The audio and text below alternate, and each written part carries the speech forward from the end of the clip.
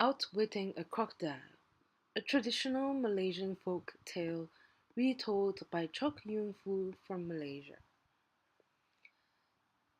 Sang Kancil was a clever mouse deer. Whenever he was in a bad situation, he always played a clever trick to escape. In this story, Sang Kancil outwitted Sang Buaya, a big bad crocodile who wanted to eat him. There were many trees where Sang Kancil lived along the river, so he had never had trouble finding food. There were always lots of leaves. He spent his time running and jumping and looking into the river.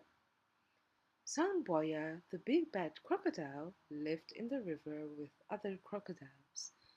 They were always waiting to catch Sang Kancil for dinner. One day, when Sang Kancil was walking along the river, he saw some delicious fruits on the trees on the other side of the river. Sang Kancil wanted to taste the tasty looking fruit because he was a little tired of eating leaves. He tried to think of a way to cross the river, but he had to be careful. He didn't want to be caught and eaten by Sang Buaya. He needed to trick Sang Buaya.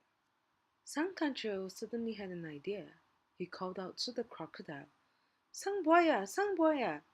Sang Buaya slowly came out of the water and asked Sang Kancil why he was shouting his name. He asked Sang Kancil, aren't you afraid I will eat you? Then he opened his mouth very wide to scare Sang Kancil. Sang Kancil said, of course I am afraid of you, but the king wants me to do something. He's having a big feast with lots of food, and he's inviting everyone, including you and all the other crocodiles. But first, I have to count all of you. He needs to know how many of you will come. Please line up across the river so I can walk across your heads and count all of you. Sang Boya was excited and left to tell all the other crocodiles about the feast with all the good food. Soon they came and made a line across the river. Sang Kancil said, promise not to eat me or I can't report to the king how many of you are coming. They promised not to eat him. Sang Kancil stepped on Sang Boya's head and counted 1. Then he stepped on the next and said 2. He stepped on each crocodile, counting each one, and finally reached the other side of the river. Then he said to Sang Boya, thank you for helping me to cross the river to my new home. Sang Boya was shocked and angry.